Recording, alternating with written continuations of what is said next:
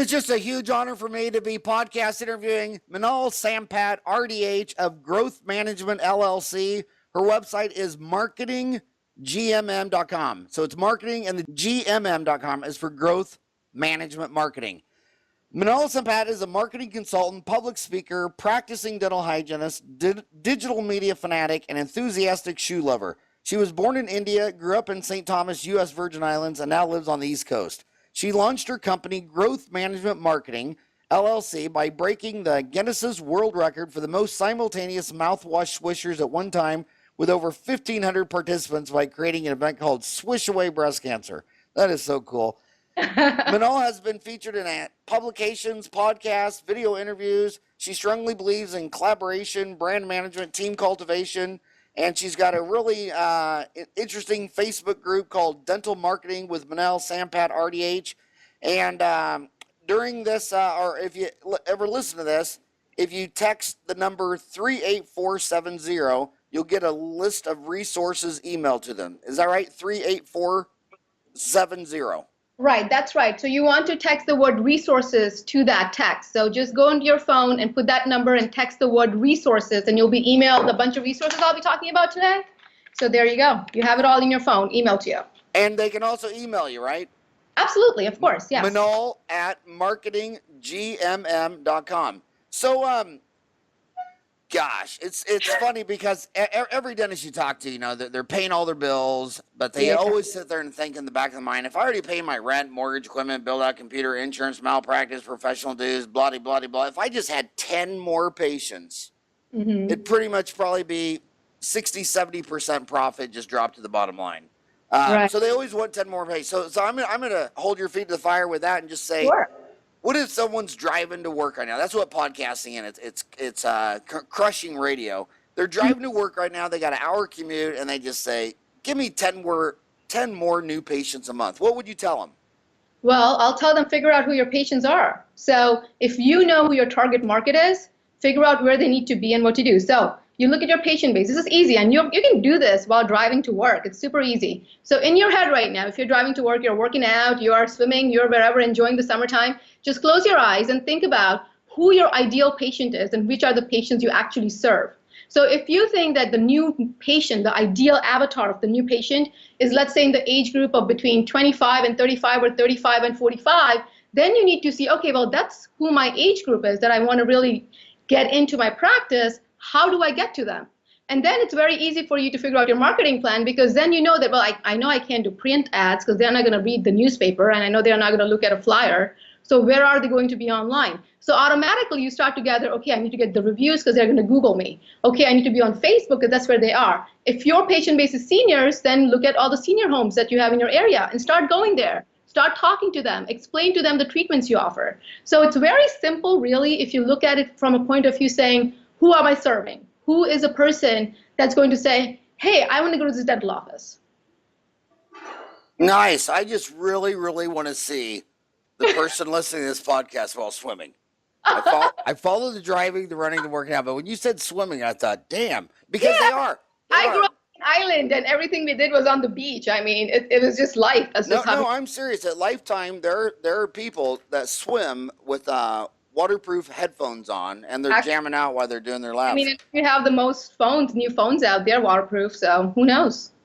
So you talk about before about streamlining your current marketing. What do you mean by that? Well, what I mean by that is most of the times when I walk into a dental practice or they call me, they really don't know where they're spending their money on marketing, but they also don't know what marketing they need, because they came into this practice, either they're a new owner or either they are a longtime practice owner. They have these trends, or they know that this is what I'm doing. I know that everyone in my area is doing this thing. So this is a magazine in my area and everybody's in there, so I have to be in there. And that's it. That's where they kind of stop. They don't take a step back and say, is this really working? Or what am I doing that's going to get me more new patients? Because when you are stuck in that, when you see that marketing from your point of view and not your target market's point of view, you don't get the results. So what I mean by streamlining it is, in order for you to grow, you need to first see where you are standing and where you're spending your money. and how you're going to utilize technologies or print media, whatever it is, to grow your practice. So streamlining really starts inside your practice to see where you stand, and then understanding how can I take what I already know and then add on to that to grow my practice. I wish dentists would all watch Shark Tank, because I don't think there's probably not two dentists on earth that could get a shark to invest in, because they don't ever know their numbers. Like every time you go on Shark Tank, those sharks are going to say, well, what is your new customer acquisition cost? Go ask any dentist who's been marketing for 30 years and say, what is your new patient marketing acquisition cost? What does it cost you to get a new head to walk in this door? Not one. I've never met anyone who would know that number. Right. And a lot of times that's the issue, because they're saying, well, I'm getting an average of 10 new patients, or I'm getting an average of 30 new patients, I'm getting an average of 150 new patients. That's wonderful and great, but they have no idea how much money they're spending, where they're spending the money.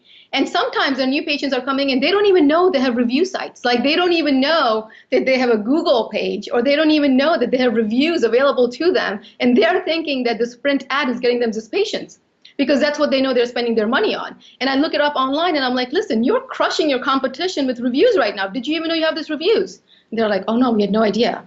So they really don't know how to take it all together and then really work on the systems which are working, So it's hard. And I'm a dental hygienist and I see patients all the time, and I work in dental practice. I love what I do. I'm a pediatric dental hygienist and I love with pedo, and I work with moms. So in a weird way, when I communicate with them, I always ask them, wait, how did you hear about this practice? Or how did you find us? Why did you come to us compared to the competition? And they'll give me this information that they're finding. And some of these things nobody knows. None of the dentists know. Now, I noticed 30 years ago the pediatric dentists tried to spend their marketing on general dentists to refer them patients. Yes. And then the next generation realized, no, spend that money with pediatricians. Right. And get the referral from the pediatrician 3 years before a dental office will get them. I think that's I think that's amazing. You like pediatric dental hygiene. I couldn't think of a worse job. I really couldn't. I mean, I just think that would be my rock bottom. So the tagline on Dentaltown was that with Dentaltown.com, no dentist would ever have to practice solo again. So a lot of times they're driving to work and they know their number, but they don't know other people's numbers. So the average person that calls you for a client, how many new patients are they already getting? Well, they're getting about 20 to 30 new patients a month. So that's the average of what you see in the market. So, right, that's the GP average that I see in the market. Now, if I go into pedo is averaging over 100 new patients a month. And those are the pedo practices that have come to me, and those are the ones that I'm working with, yeah. So if they're getting 100 new patients a month, why are they coming to you for more marketing? Because you always want more. Wow. You always want more. Yeah. Well, what about the other specialties you work? You work with any other specialties? Yeah, I worked with perios, I work with ortho, I work with GP, pedo. So I work with cosmetics as well. But what I find with specialty is that it's harder and harder for you to market, because now everything is under the GP umbrella. So unless they're facing this competition, because before, like let's say a specialty, they would work with the GP to get the referrals coming into them. But now the GP has a specialty in-house. So they're losing those new patients coming in through that GP. And if they hire a GP, now they're creating competition with that GP. So there's such a new trend coming in right now where everything is under one roof. So for specialties, it's getting harder and harder. But I would say that for pediatric, it's not that way. Because for pediatric, parents will go out of their way to make sure that their child is comfortable and they don't have dental anxiety. So they will go out of their way to find a pediatric dentist that they will feel is proper and appropriate and fun and exciting for their kid. So they will spend the extra money, they will drive the extra miles and come to that practice for their kid. So do you not get many requests from endodontists and oral surgeons? I tend not to touch all of them, because I know that that's a tough crowd, and I tell them I give them some tips on what to do. Oral surgery is better, because with oral surgery, you can always have wisdom teeth, and you can work with pedo, you can work with GP for those cases, and that's great. But the other issue that we're also working on is that the practices who have been there for a long time already have the list of people they're referring to. They already know who they're going to refer to. And what I see a biggest mistake is They try to do this meet and greets, which is great. You want to do the meet and greets, you spend a whole day from a team member and goes to the practice after practice with cookies and trays and food and everything else. And that's great, but they can hardly get FaceTime with the GP. They can hardly get FaceTime with the dentist or the doctor available to them. So they don't know how to communicate it with the front desk, the team. And the team is what really matters in all of these, because they are the ones who have those cards ready, or if moms are asking them about it, they need to have their information ready to give out. For the specialties, the best marketing I've seen, and I see it in Australia, Canada, England, United States, is when the specialist goes from thinking in fear and scarcity to hope, growth, and abundancy. Like, for instance, your typical orthodontist gets really upset if he's in a small town and his referrals start doing Invisalign. Right. The smart orthodontist says, oh, these guys are going to do Invisalign, so I want to be the one to teach them. And they put on a monthly study club, and they say, hey, if you're not going to refer ortho to me, and you're going to do orthodontics and Invisalign, I'm going to set a study club. We'll go with the models. So they get them all ramped up, and they start training them, because the general dentist, it doesn't take very long to find out that if you don't do a case once a week, you never get fast and efficient and profitable at it. Right. And most of those general dentists, they make the most money doing crowns and, just basically crowns, fillings, root canals. And I know one guy in Sydney that opened up, and it was so crowded for orthodontics, and he started a study club. So now he has 4 ortho practices, north, south, east, west, with 4 orthodontist associates. And he built the entire thing by teaching all of his referrals how to do ortho. And then and even if they do an ortho case, they had all that FaceTime. So they're referring them to 80% of the cases they're not doing. They might want to do a class 1 here. So it's really getting that mentality. When you talk about marketing, how much of it is, when people call you, how often is the dentist in charge of this? Or is it the office manager? Is it the doctor's spouse? Is it the friend? Who's doing the marketing? I have had everything. I have had the dentist, I had the office manager, I had the wife, I have had all of that. Most of the time, however, it is the dentist. And one of the things that I truly believe in is that, does the dentist have to be involved? Absolutely. They are the ones paying the bill. They are the ones looking at the reports. Sure. But where I think they really need to focus on is getting one person in-house to help with the marketing. Because I'm a millennial, and as a millennial, and as somebody who grew up with social media, and I live on social media, one of the things that I know, what converts is your practice culture. What converts is how the consumer thinks, not you as a dental professional. So a lot of times when I know that the dentist is in charge and involved in it, the way they want me to do their marketing is focused specifically on how they think that their practice is, which is not true at all, because they don't realize that the way the patient sees it is very different. So if you have somebody in-house doing your marketing, you can delegate that task out. You can actually focus on being a dentist and providing the care you have to provide to your patients. And now this person in-house is in charge of working, let's say, with me or with the team, with everybody else, getting everybody involved, taking the pictures, putting them online, making sure that the website's functioning, making sure that your events are online, like talking to people. You need that one person in your practice who I can easily shoot an email to and say, hey, let's talk this week and let's go over all this, and this. And they'll call me and we'll go through everything together. I just got an email yesterday that said, hey, dude, I'm 59 years old and listen to your show every day, because I'm always saying that everybody on my show is under 30. But I'm going to throw you under a bridge on one question. You said you're a millennial, and I'm a grandpa with 2 grandchildren. And the bottom line is, the old guys like me think direct mail is the king, and then all the millennials think Facebook is the king. Who's right? Who's right is who your target market is.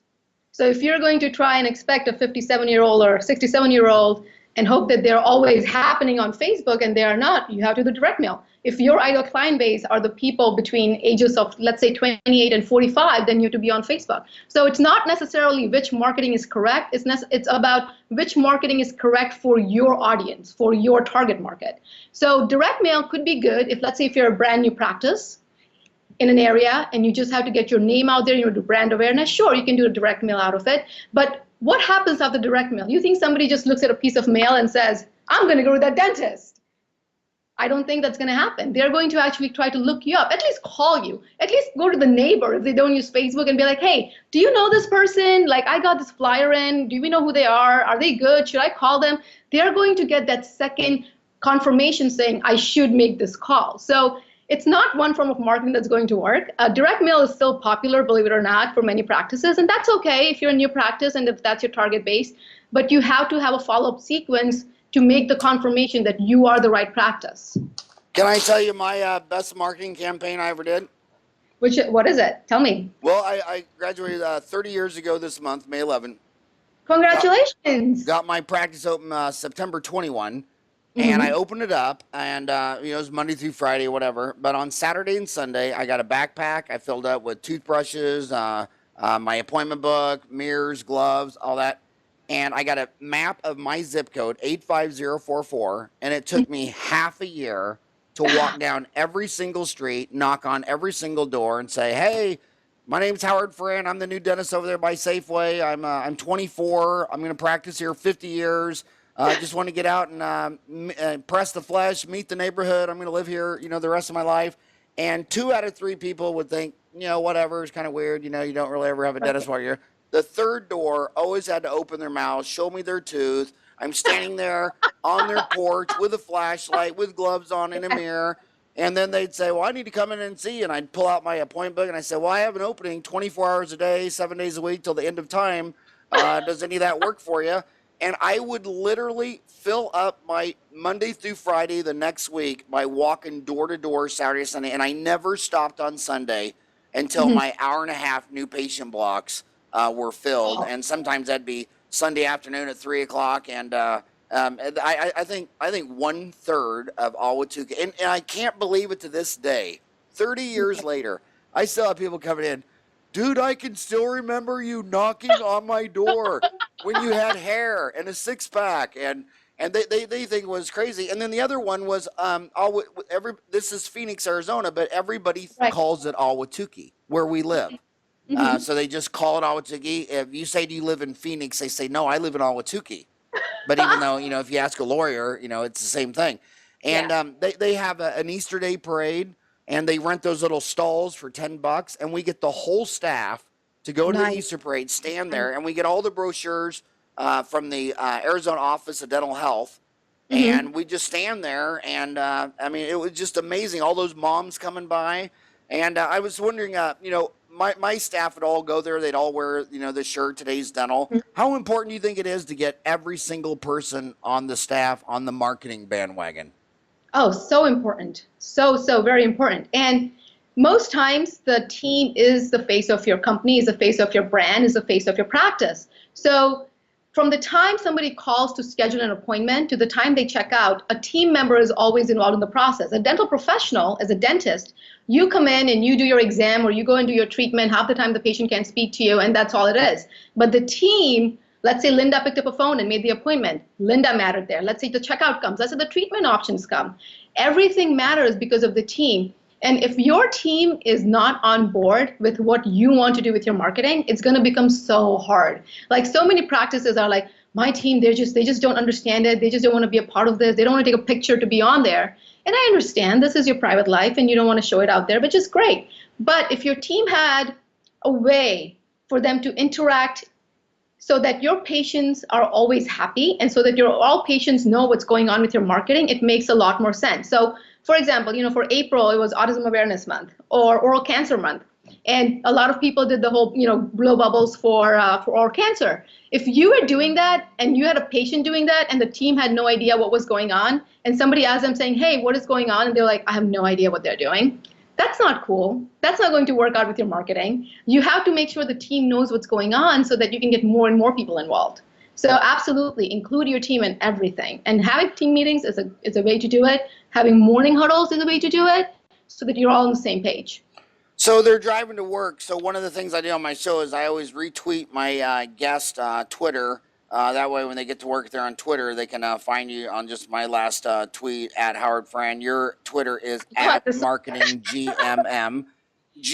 At marketing at GMM. I love that little picture. It's 5 wooden spoons. It's, what is Pinterest? I don't recognize the yellow one. Is that Snapchat? Let's see. Yes, I believe so. And You know what? then, is it? Yeah, And this is then, all and social then media. Twitter, Facebook, and then Pinterest. Is Pinterest still alive or is that dying? Oh no, Pinterest is alive. Pinterest is alive because it's alive again. If you're trying to market to young female audience, they're on Pinterest, they're on Instagram, they're pinning away. And let's say right now, if you're a cosmetic dentist, it's wedding season. Guess what all the brides are doing? They are on Pinterest creating their boards and how they want their wedding to look. They are there. Huh. And they are there. You have to be there. You're a cosmetic dentist. You want to do a free like whitening thing, or you want to do a whitening campaign for the brides and the bridal, the whole party. You need to be there. When my patients tell me they're going to get married, I refer them to a psychiatrist. I say, this is a really bad idea. So if my homies go to your website, Yeah. marketinggmm.com, as I'm on right now, what are my homies going to find at marketinggmm.com? Oh, some cool stuff. Okay, so the first few things they are going to find are obviously who I am and about me and my life in Virgin Islands and all that cool stuff. They're also going to find in an area which is the blogs area, which is pretty cool because I have a lot of blogs in there with a lot of questions that I answer. They're also going to find the press area. Now, the press area is important. So Howard, you're going to be on there soon as this thing goes live. That's where you're going to find articles which are incredible sites and podcast interviews where we go over specific tips and marketing. So that's a good thing to have as well. I do have a Facebook marketing group. Now here's, and Howard, you may pitch in because I know you probably have experience with this. Here's the part that is troubling to me is that marketing information, in today's world, you can pretty much find anything you want. There are professionals out there. I'm not the only marketing person. There are so many dental marketing professionals. We're all there, and some of us do these things to help you out. So I have that Facebook marketing group, and in that Facebook marketing group, I answer questions. I'll be doing a live podcast soon to answer questions in dental marketing group. And it's all you have to do as a dental professional is to join it. So you have this wealth of knowledge available to you, and all you have to do is join it, and still we find people who don't do it. They still don't want to get the help, or they're still afraid to ask the marketing questions that they have. So you will see the Facebook group there. Just join it. It's super easy. And if you don't want to be there, you can always leave. It's not it's not the end of all. Just go there, just do that.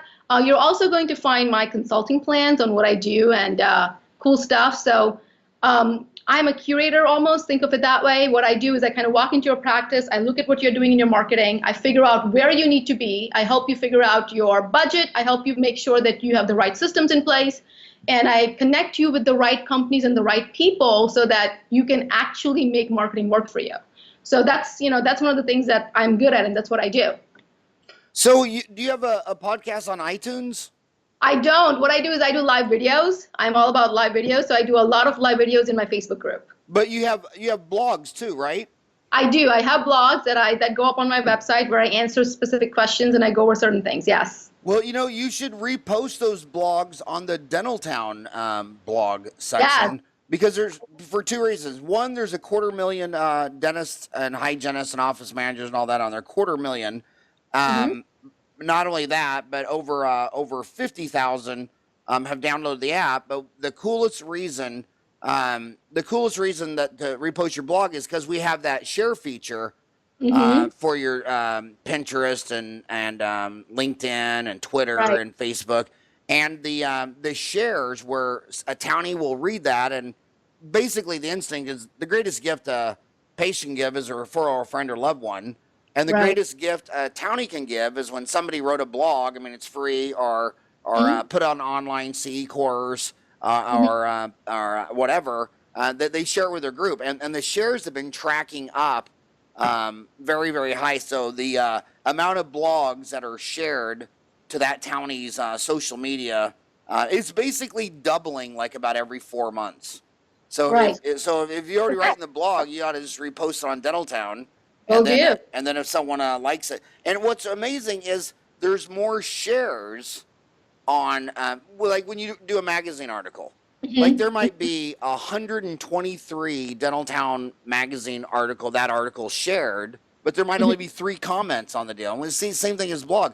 Most of the blogs don't have comments, but they might have, 47 shares. Right. So I think it's a millennial thing where if they read it and go, that was good, man. I'll share it to my Facebook. You know what I mean? I mean, it's a sharing economy. It is. It is. So how does my homies?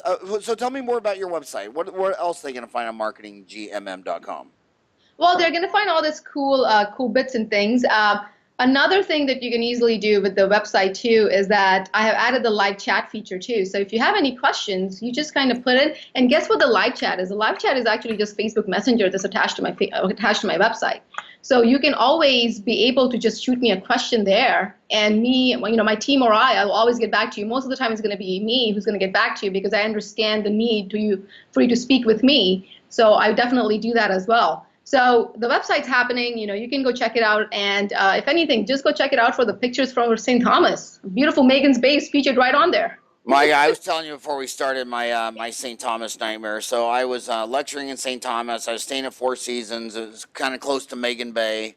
And I was drinking those little red drinks with the umbrella in there and didn't know how much they were impacting me. Rented a jet ski. And my best idea when I was way out there is, I'm just going to run over to the next island. And yeah, they had to come with a boat and come get me and tow me back. That island that looked like I could just scoot over to the next island. How far away is that? It's not that far away, but I mean, by getting a jet ski, it's going to be far, but it's not that far away. Is it a mile? No, it's a few miles. It's a few miles. I don't know the exact mileage, but it's a few miles because we just go by the water, and you know, by the time you get there, you're already. How long would it take you in a boat? Probably about hour to hour and a half. Huh. But you're talking to a lot of millennials. They're commuting to work. They're either an associate in private practice, which is the majority, and then or they're with corporate, meaning big band, big box dentistry where they got 50 or more locations, and they're thinking and the turnover at corporate dentistry with the dentist and in the private sector with if you ask any old man, how many associates have you had? And they'll say like 3. And I'll say, right. How long do they stay with you? Usually they say like, just a couple years. But they're driving to work right now, they're associate. I want you to talk about a lot of times they get obsessed in that the most important thing is their name, their brand, their logo, their color, all that stuff. But then I look at really successful companies like Uber. I mean, I would have loved to be sitting around the table and say, well, what's the marketing department's name? Uber. Oh, nice. Did we pay money for that? Uber, Xerox, Kodak, these prescriptions, they have the weirdest names. I mean, every time they throw a new prescription name, I'm like, did someone really in the marketing department, that was their best idea? So I want to ask you, while she's driving to work, how important is it to get the brand, the logo, the name, the color, all that stuff? To me, it's not that important. And do you do that? All right. So to me, it's not that important because what is important is, like you said, the Uber, the service that you provide and the culture that you provide towards that, right? So I always give that example when I'm talking to people, and I say, how many Jessicas do you know? You probably know multiple Jessica. Jessica is just a name, but the personality that you associate with that person is different. That's what identifies you. That's what makes you different. So in the same way, in the world of anything, you have a name. That name is there so they can recognize you. My name is Minal, so I'm Minal, but there are other Minals out there. But what makes me different is who my personality is, what my personality is. In the same way, is brand name important? Obviously, it's important. Your URL is important because of the way you have your SEO rankings show up. So yeah, that's important. But in reality, have a name and then really focus on showing on your practice culture because that's what's going to be out there. And, a lot of times dentists don't even have a practice name, do they? Many times they come to you and they just have their practice as their name. This is John Smith and this is my name. John Smith, DMD is my practice. And then they'll try to come up with a different name, but the name just recognizes the location. Are the brand colors important? Sure, you want to be visual, you want to be active. If you go to my website, you'll see greens and blacks and whites. But can I change it to reds and yellows? Sure, I can do that. But it's not going to really take apart from what I deliver to you. So in the same way, when you provide a dental service to your patients, your name, your color, your logos are not the most important thing. Stop worrying so much about the visual aspect of it and start actually trying to interact with your patients. Start making sure that they are referring you new patients, and that's what you want to do to grow your practice. And then all of those other things kind of fall into place. I have another very interesting question. When I lecture around the world, you're starting to see more and more and more dentists not even go with the website and they only have a Facebook page. And they're And the two variables I see in the United States when I meet a dentist says, yeah, I don't even have a website, I just have a Facebook page. They're usually first 5 years out of school. But when you get into Africa, Asia, and Latin America, it's the majority. So more dentists in Cambodia and Malaysia and Indonesia and India only have a Facebook page. When you go to the United States and Canada, more dentists have a website than a Facebook page. But do you think a Facebook page is a substitute for a website? I don't think so. It is. So think of your online presence as a home. Your website is the living room, and then everything else kind of falls towards it. Now, your Facebook is a very important part, absolutely. But what is more important is your Google business page, because now Google has come up to a point where they will allow you to add photos, interior photos, exterior photos, your team photos, your doctor photos. So if you have access to your Google business page, Google will actually walk you through the steps and tell you what photos to put there, because they want you to show the brand culture right away. Your reviews are on Google as well. So when you have your reviews on Google, when you have all these photos on Google, that's important. Then so Google gives you the credibility of saying that you are a good dentist, people like you, here are the reviews to make sure that you're a credible dentist. Facebook is social. It's a social environment. So this is where you get to share about your team, your patients, your practice culture, your fun videos, your dancing videos. Hey, you know what? This is happening in May. It was Cinco de Mayo. This is what we did. We got tacos for the whole team. That's what you need to do on Facebook. So as a replacement, I don't think the United States is there yet. And, a lot of countries, because I am Indian, I was born in India, I was raised in Virgin Islands, and I do have dentists in India that I speak with. And many times they don't go ahead and do a website is because of the cost.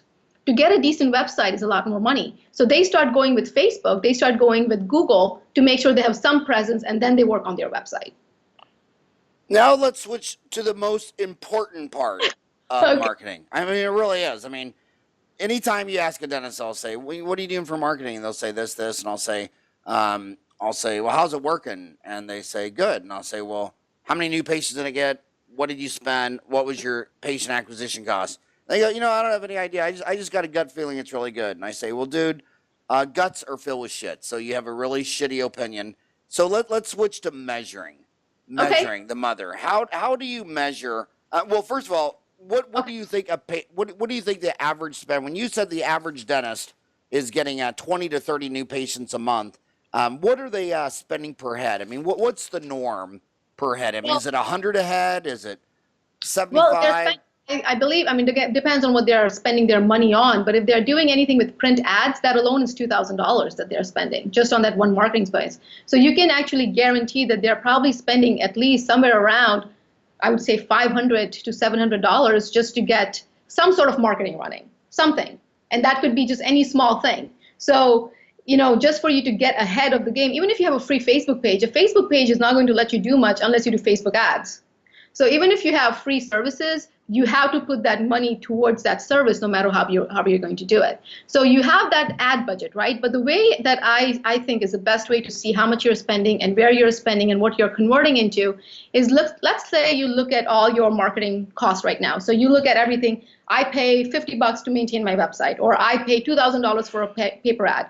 Whatever it is, you write it down in an Excel sheet. So you know exactly what your marketing cost is what you're spending. You know what you also need to include is, I know that this is maybe a payroll thing, but you also need to include that if you're spending time and money sending somebody to do the meet and greets, like you did when you went around and you were doing all of that, include that cost into it so you know what everything is costing. Then when you have the new patient numbers coming in, you figure out where those new patients are coming from. This is vital because a lot of practices do not do this. They have no idea where the new patients are coming from. So if you don't have a way to figure out just even an idea of how many new patients you're getting from a website, or how many new patients you're getting from the carnival you were at last week, or how many new patients you're getting because your current patients are referring you, that's important. So you have your cost, then you have the number of new patients, then you take that information and you have how much or where that new patient came from. Then look at the production. Look at how much of those new patients brought you in production. Once you look at that production, that's when you're going to be able to find out what is your acquisition cost, what is the value of a new patient, and how much you are okay with spending in marketing.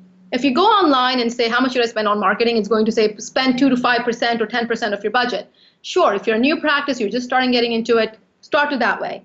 But the real way of doing it is saying, this is what's working, this is how much we're spending, this is where we're getting the new patients from. So this is the value of a new patient in our practice, because every practice is a different value depending on the specialties, on what they're selling, how they're selling, the number of patients they're serving, the number of doctors they have. This is the value of my new patient. This is how much it costs for me to bring in a new patient, and this is my ROI on that. So that's how I would do it. It's super easy for you to do just on an Excel sheet, and you can get it done that way. So I want to get specifics on a Facebook ad. Yes. Is boosting a post, when you log on to Facebook and it says, hey, you can boost this post for $15 and reach 1,000. Is that the same as creating a Facebook ad?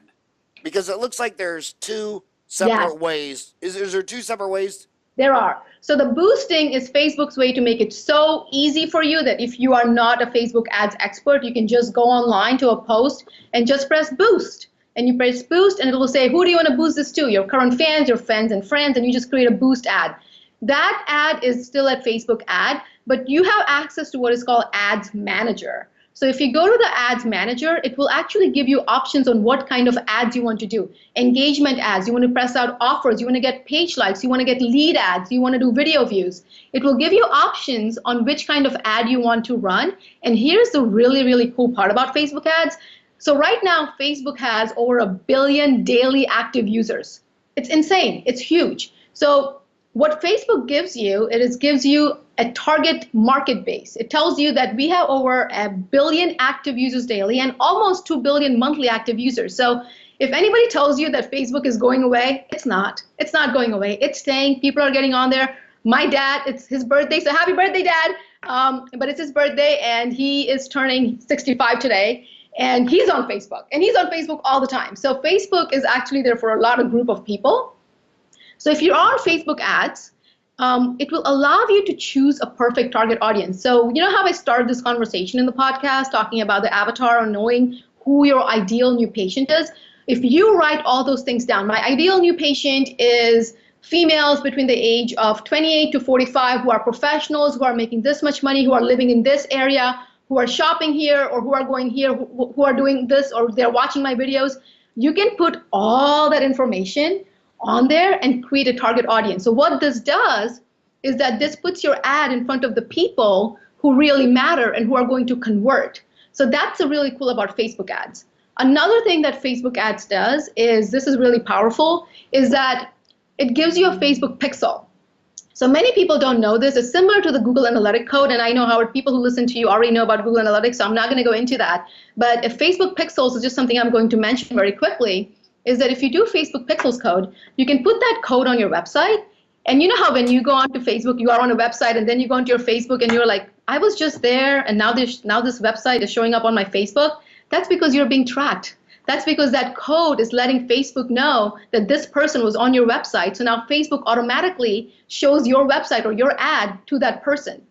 So it's really cool on how Facebook has really grown to be this market form that you can utilize for specific targeting ads. What if they ask you this?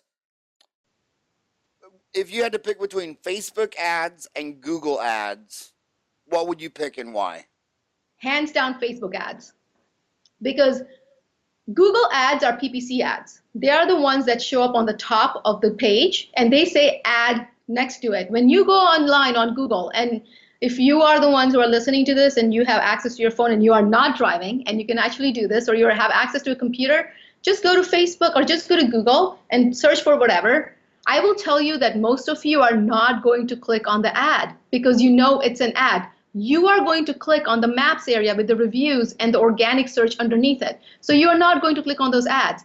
Facebook is different because it's targeting it to the audience that you want the ad to see. Google is everywhere, right? So Google is not as specific with audience. Facebook is. So the reality is that more people will click on the ad for Facebook because they are the ones who are interested in that ad. So that's why they will click on the Facebook ad. That is interesting. I want to ask you another very controversial question. When you're on Dentaltown and you go under marketing and you type in Facebook or Google, you'll see all these threads. But man, when you type in Yelp, It is a it's not a pretty sight. I mean, it seems like more dentists have something very negative to say about Yelp than positive, which you really don't see in the Facebook ad discussions, the Google ad. Why is Yelp, do you agree that Yelp is very controversial?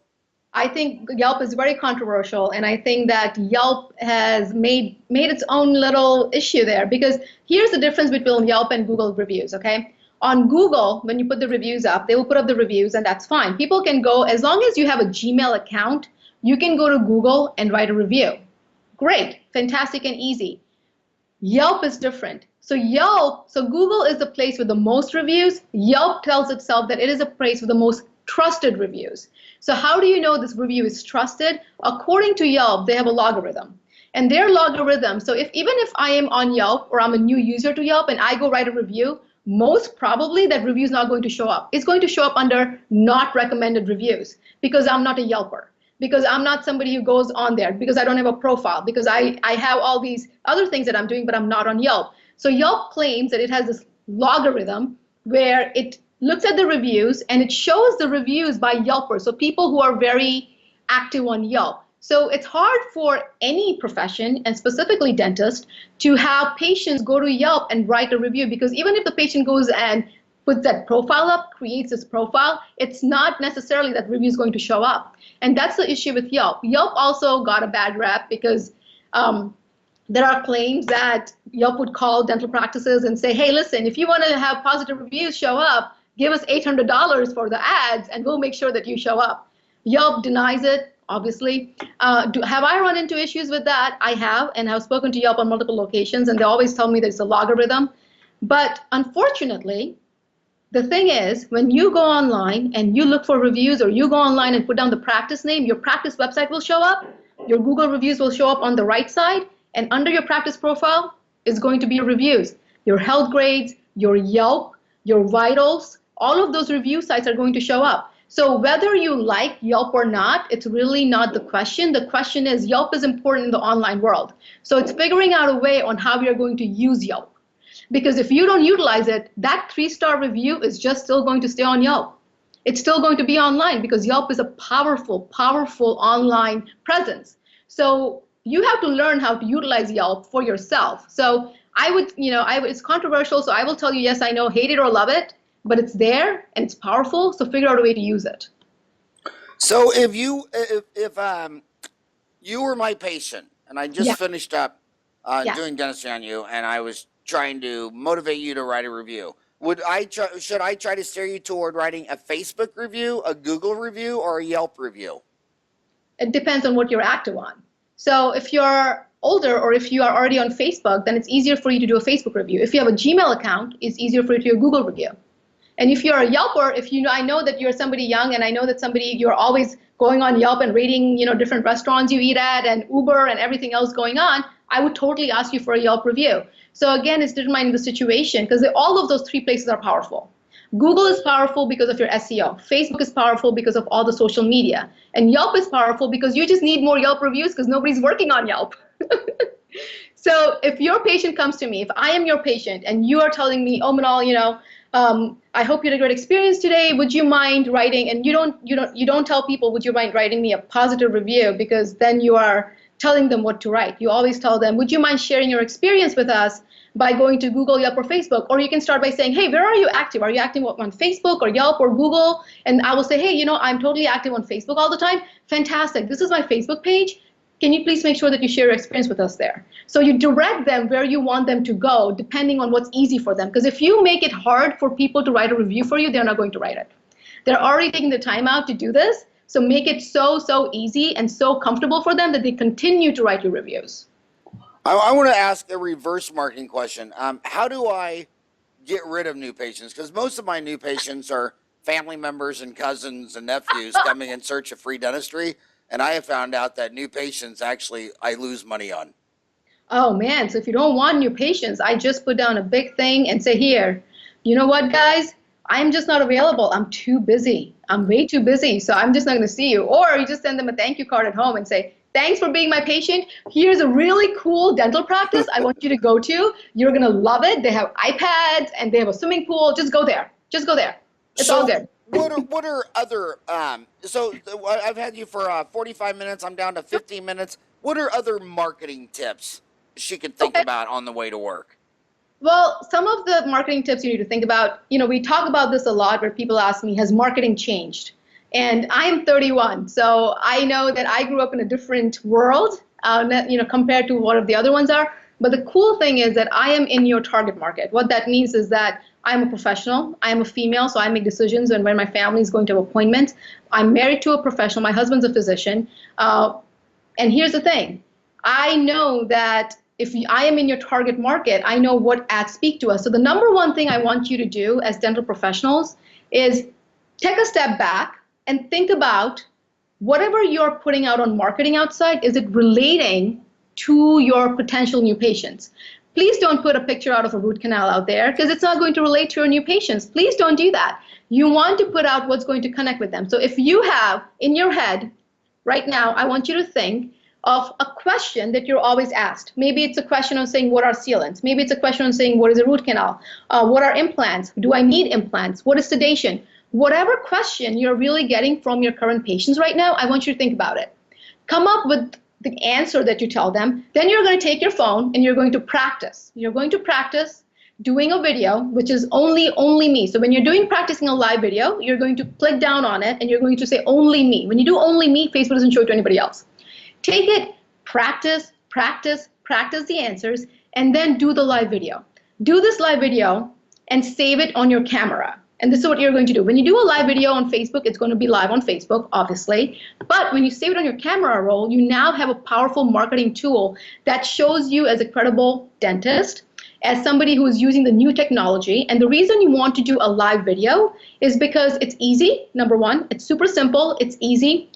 And the second part is Facebook is pushing for videos right now. So that means that if you do a live video, your fans, you're going to get the maximum exposure. And this is an easy thing you can do right away when you get to the practice today. So once you do that, you put the video on Facebook, you now save that video on the camera roll, you then add that video onto your YouTube channel. If you don't already have one, create YouTube channel. YouTube is important because Google and YouTube are one, so you need to be on YouTube. Put that on YouTube, and now add that to your website. So you see there's a circle of things from one thing that you did in marketing. So this way you have a clear idea of what you're doing and connecting all the dots. And if you do the video on Facebook, this is when you can boost it. Boost the videos to your current fans and friends. Because if somebody is already connected to you on Facebook, more likely their friends are going to say, hey, Minal knows this dentist, or she goes there. Let me click on that dentist and check it out. So that's where you want to start boosting it. The more live videos you do, the better. So the number 2 tip that I really want you to do is look at your reviews. Please, please, please, please, please. Go online, go on your phone, go on your computer, just search for yourself. Search for the dentist in your location. See if you actually show up. And then if you do show up, please look at the reviews, because many times you have no idea what people are talking about you, negative and positive. And then reply to those reviews, negative reviews and positive reviews. Now, many times people won't mention reply to positive reviews, Howard, but the reason you want to do that is because if I took the time out to write you a review, I want to make sure that you read it. And at the same time, I know that other new patients are reading it, and you want them to know that you are reading the reviews as well. Reply to negative and positive reviews.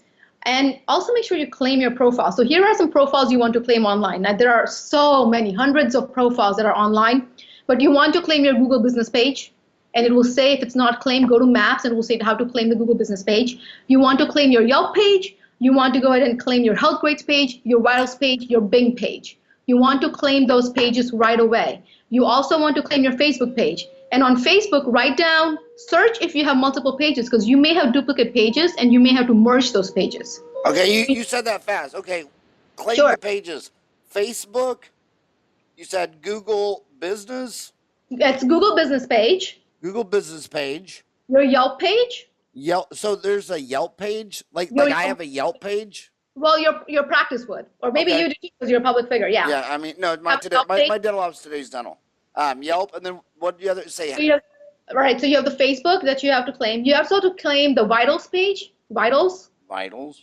Health Grades. Health Grades. And Bing. Bing? Are they still alive? They are. They are. They are. So What would be the demographic of someone that says, "Yeah, Google sucks. I'm going to use Bing"? What went wrong with that person? Did their mom drop them when they were little? I don't know. But you know what? Bing and Yahoo continue to be still powerful. So Bing and Yahoo are powerful places. So you want to be on Yahoo as well, Yahoo Local. Well, I hear people say Yahoo everyone. I mean, most people just say Google it. Every once in a while, I'll hear Yahoo, but I don't think I've ever met someone saying Bing. I know, but you know what? Bing is powerful in search results. So that's why you want to be there. So those are the places you really want to claim and make sure you're active on. Now, there are ways you can see how many profiles. Yellow Pages is another one. Yellow Pages online, not the actual Yellow Pages book. Yellow Pages online. The reason Yellow Pages is important is because the other directories online get your information from the Yellow Pages. Now, the other tip is if you go ahead and claim all these pages, you need 3 things to be similar. Your practice name, so you can't just have the doctor's name on some listings and the practice name on some listings and some listing with the doctor and the practice name together. You need it to be the same exact name. Think of it how the system works. It's a computer. A computer looks at the same word and identifies it. It's not going to say that XX practice with Dr. John Smith. It's not going to know that this is Dr. John Smith works at this practice. It just knows letters. It's computing it, right? So your name, your practice name has to be universal. Your phone number has to be universal, and your address. And when I say your address, not ST is not the same as STREET. It's different. So you have to make sure that those things are the same. So if you try to choose ST as your practice address, make sure Google has it, make sure all those profiles has it, make sure your website has it. Because that's how computers work. They work because they understand certain words. So I see this a lot, and many times this is the biggest mistake because people don't even realize they have profiles because they are not searching it the right way. So you have to have everything universal and make it so easy for the computer to recognize it. So that's the second tip I want to give you. The third tip is focus on what your patients want to listen to and hear to. So focus on that. If you have team birthdays coming up, celebrate them. Do a video of them. Make sure you put it out there and say, help us wish Jessica a very happy birthday. So try to do it. So if these 3 tips are time consuming, I know they're time consuming because you go actually do research and claim these pages and update the address and update the photos, but just do them. They're easy enough that you can take care of them right away. So make sure you do that. And if you actually went ahead and texted that word resources to that number, which is 38470, you will get all the resources, all the online platforms which I use, and most of them are free to make sure that your presence is good and active. And the second thing you're going to get after a couple of days is actually a printable list of 10 tips that you need to do in your practice. So already all that information is on there. All you do is text the word resources to 38470, and you have all the details. Now, See, I made it for you. If they email you, Minal at marketinggmm.com, can you email that list, or do they have to text you? Oh, no, I can totally email them, of course. Can you email it to me, Howard at dentaltown.com? Will do. Yeah, I want to send that to my marketing guy. Make sure I claimed all those things. What if someone's listening and saying, I just got out of dental school. I studied, calculus, physics, geometry. If I wanted to learn about marketing, do you have any book? What's your favorite marketing book? Oh, I don't, to be honest with you, there are so many marketing books out there. I actually just think Google. You just need to Google. Because I know that if you are a brand out of dental practice, you are like me and you are a millennial. And how many of you actually own a physical book? We either read everything on our Kindles or we Google everything. I mean, if I have my own marketing questions, I literally go and Google it. There are so many fantastic and amazing marketing practices out there and consultants and groups, and they all give you free information on their blogs, on their videos, on their podcasts like Howard is doing. Sign up for podcasts. Sign up right away. Make sure you listen to professionals talking to each other. That's where you really get the tips. I like the books, and I have read a lot of books, but the thing with the books is we live in a world where things change every moment and every day. So with books gives you a fundamental. It tells you the foundation of what you need to focus on. And we all know it's customer service, it's in providing care and making sure the patients are okay and how to close a case and all that good things.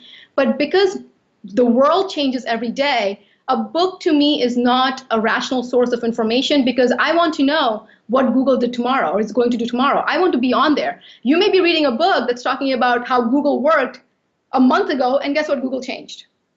And the saddest thing is in dentistry, it usually takes these dentists like 5 years to write their book. Right. And then the universities will use it for 5 to 10 years. Oh, I So know. the last person reading it is talking 15-year-old information.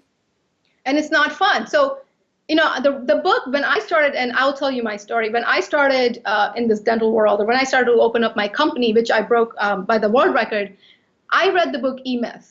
And E-Myth it was a good book for me because it helps you. It's not dental related. It's just general business book. I'm sure you know of it, Howard. And I read it because it helped me realize that I have to delegate certain tasks and understand what I am good at and what I need to work on. So that's what I based my company model on.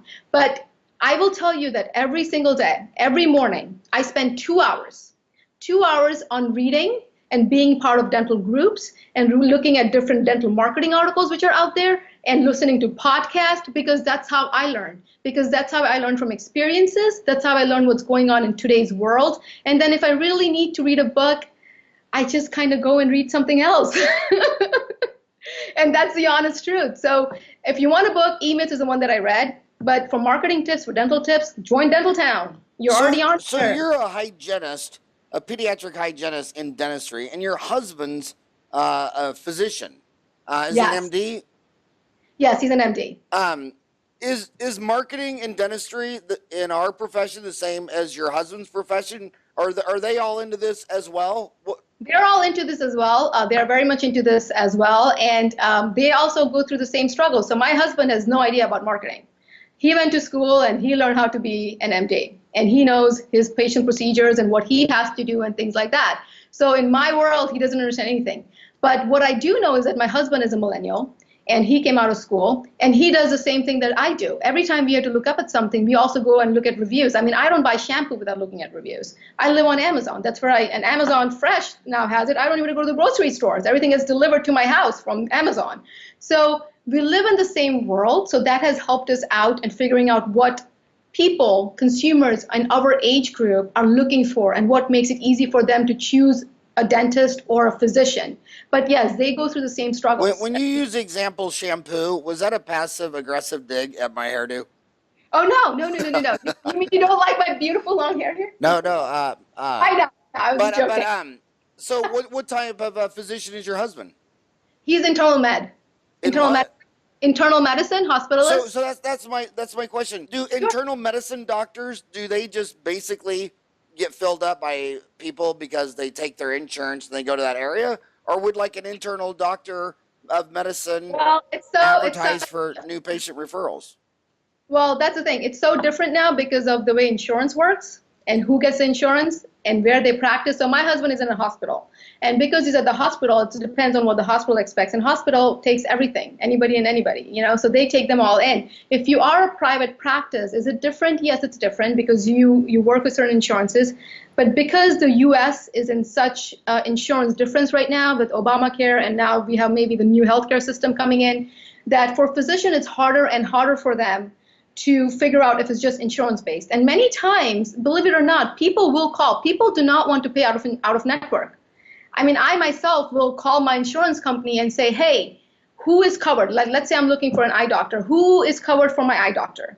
And then, but this is where it changes. If I call them and they tell me, I get a list. I don't get one person. I get a list of people who participate with my insurance. So then I look at that list, and that's when my research starts. That's when I go online and say, what do your reviews say? How's your website? What kind of patients do you see? And then I choose from them. So insurance necessarily is not a bad thing, but you have to make sure that if you participate with insurance, you are showing up, and then again, that confirmation is necessary for somebody to choose you, to come to you. So I know insurance is an important part of marketing, and I'm not saying go to PPOs, or I'm not saying take every insurance in the world, because obviously you're going to be working longer and making less money. But if there is an insurance that works with you, for example, if you are in an area where you have a corporate office and you know what that corporate office offers as insurance to its employees, maybe it's a good idea to see how big they are and what they offer and talk to them and say, hey, listen, what insurance do you offer to your corporate office? Because you guys are down the road from me by 10 minutes.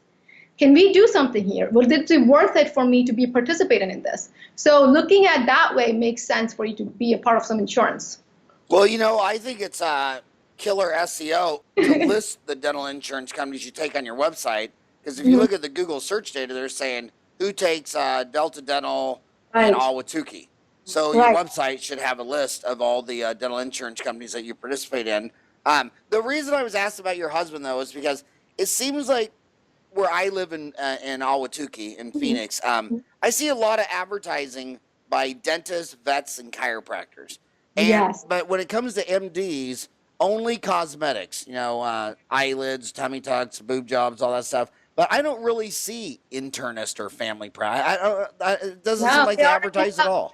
They have to work with whatever the government insurance is putting out there or whatever the insurance practices are. So they usually have good amount of patients coming in. What I think the physicians are facing is similar to what the dental world is facing with corporate dentistry, where physicians also have urgent cares available to them. We have now nurse practitioners doing a lot of the physicians' work. So you have 24-hour urgent cares, and you go to CVS. CVS has a place where you can see emergencies now instead of you going to a hospital. So what they are facing is a kind of competition in that realm of things, just as dentistry, private practitioners or small dental owners are facing with corporate dentistry. So they are facing the same thing. But for physicians to really market, they really have to be in need, because I think we have enough sick people, unfortunately, that we just go to them and we make sure. And we also value when we feel sick more than getting a cleaning at the dental office. Well, it's weird because when you're a retiring vet or dentist or chiropractor, you can sell your practice. But physicians anymore, they can't, because anybody who opens up and takes all the stuff, they're already booked out 2 weeks in advance. Exactly. So the only thing they have is a leasehold improvements. I mean, it's a value that we place. We don't, as public, we don't place as much value in dentistry as we do on medicine. If you're sick, you're going to go see a doctor. So my last and final question, we went over an hour. My last overtime question is, how the hell could you move from St. Thomas to New Jersey? What was your next best idea? Just go to hell directly? I know. What is wrong with me, right? Oh, my gosh. I mean, that was the prettiest place in the world. All the time. So I grew up in St. Thomas, and then St. Thomas has the University of the Virgin Islands. So St. Thomas is United States. So I'm a U.S. citizen. That's what it is. But I'm sure you can guess, what do you think is the most popular major at UVI, University of the Virgin Islands? Tourism. Marine biology. Okay.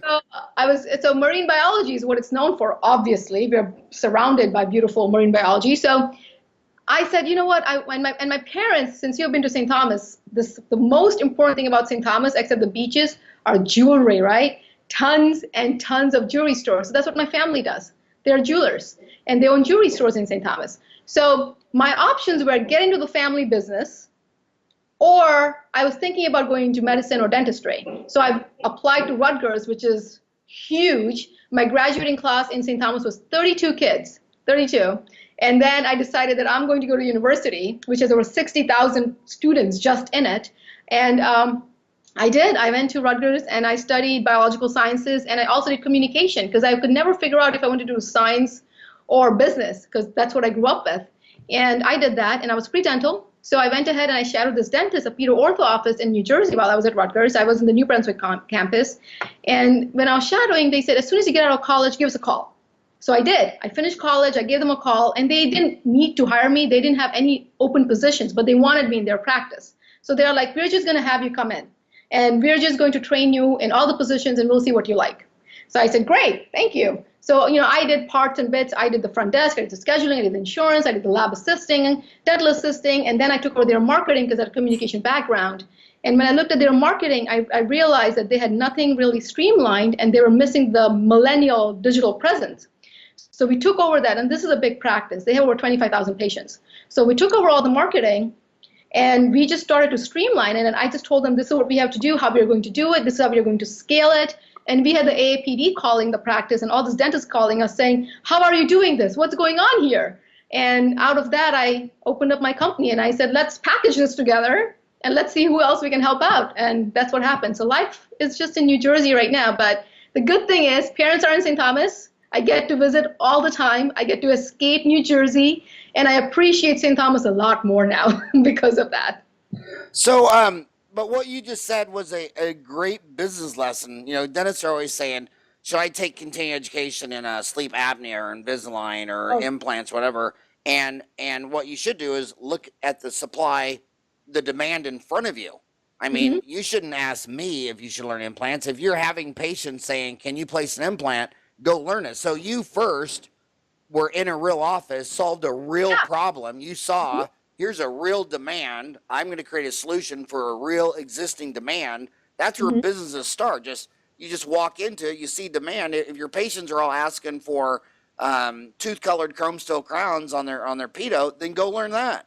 Exactly. And if they're all asking for tooth-colored chrome steel crowns, and then out of nowhere you say, I'm going to go learn sleep apnea. I mean, that's kind of a backwards business. In 3 words is supply and demand. And you saw demand and you created supply and made a whole company out of it. And I just want to tell you, I loved your podcast. You're an amazing person.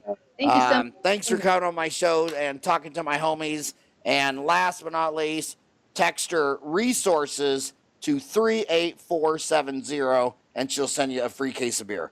And on And that maybe note, some painkillers and cruising around from St. Thomas. Who knows? You never know. You may get lucky. all right. Well, hey, thanks so much for coming on the show today. Ew, thank you so much.